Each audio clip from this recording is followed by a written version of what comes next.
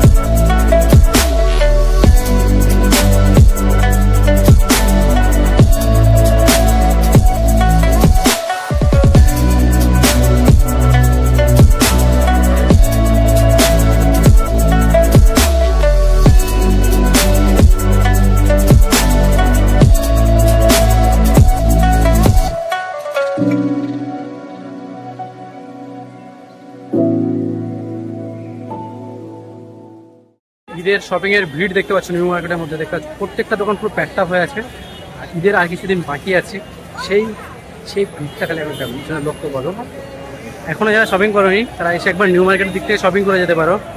আর ভিড়টা দেখো খালি নিউ মার্কেটে, দেখতে পাচ্ছ কত লোকজন।